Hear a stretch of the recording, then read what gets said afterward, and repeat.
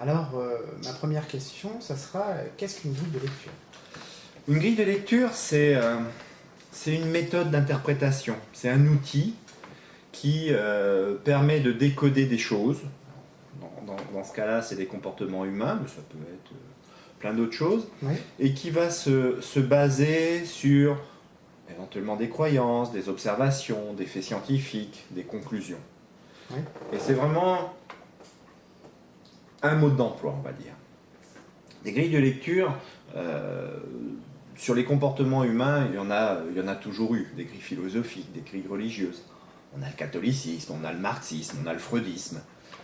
C'est des grilles de lecture qui permettent, voilà, avec un certain degré d'incertitude, de relire le comportement humain avec un éclairage.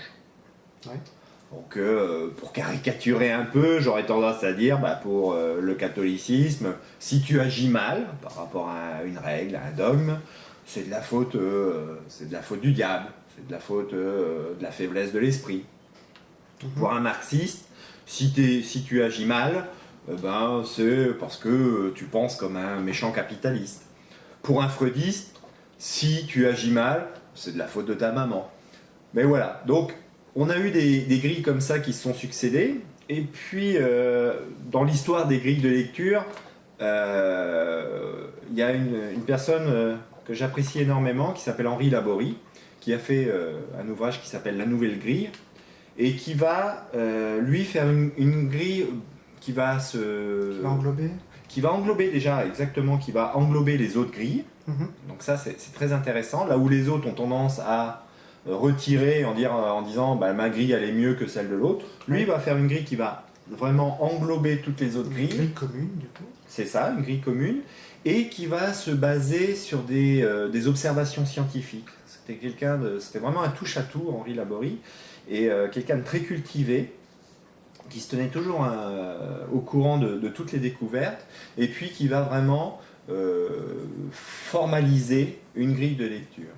Alors cette grille de lecture, elle n'est pas parfaite, il le savait déjà, dans le préambule de son ouvrage, Oui. il va même dire, cette grille-là c'est la dernière en date, mais elle sera remplacée par d'autres grilles. Elle pourra évoluer avec le temps. Exactement, elle va pouvoir évoluer, mais elle englobait déjà à l'époque quelque chose qui était très proche de la réalité.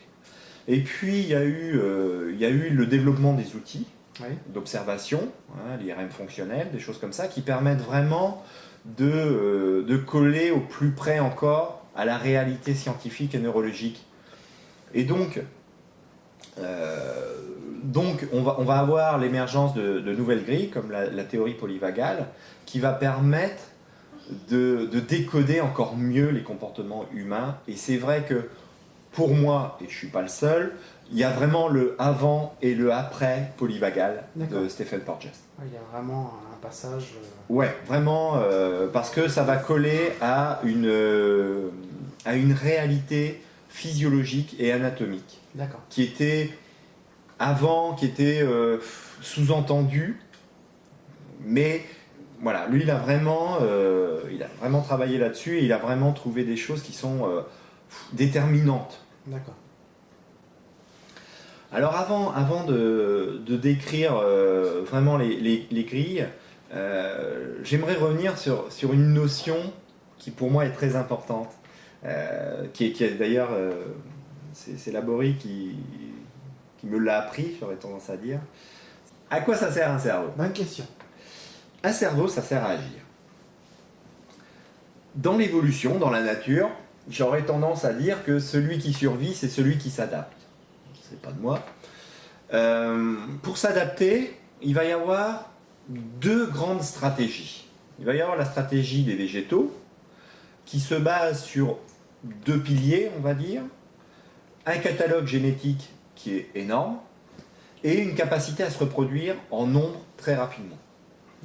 En gros, tous les ans, une plante va faire des centaines, des milliers de graines qui vont s'adapter à ce qui s'est passé pendant l'année. Donc elles vont changer leur gène pour s'adapter à leur environnement. C'est ça, elles vont choisir dans leur catalogue, dans leur génome, elles vont choisir les différents éléments pour essayer de s'adapter au fur et à mesure du climat. par exemple du climat ou de ce qu'il y a dans la Terre. D'accord. Et puis il y a une autre stratégie, c'est celle des animaux, qui vont développer un cerveau qui va leur permettre d'agir en fonction du milieu.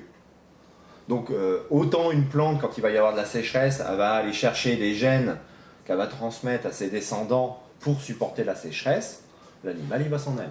Donc, oui, d'un côté, le changement est plus long, de l'autre côté, plus rapide au niveau de l'adaptation. Exactement. C'est-à-dire que le problème des végétaux, c'est qu'il faut une génération pour s'adapter. Donc c'est bien, mais c'est lent. Les animaux, eux, vont utiliser une autre stratégie, ils vont développer un cerveau qui va être très primaire au départ, sur les premiers animaux qu'on peut considérer comme des animaux qui ont quelques cellules, et puis ça va se développer au fur et à mesure de l'évolution pour arriver à ce qu'on considère comme le cerveau le plus développé, qui est celui de l'humain. C'est le plus développé par rapport à l'usage qu'on en fait. Tout à fait.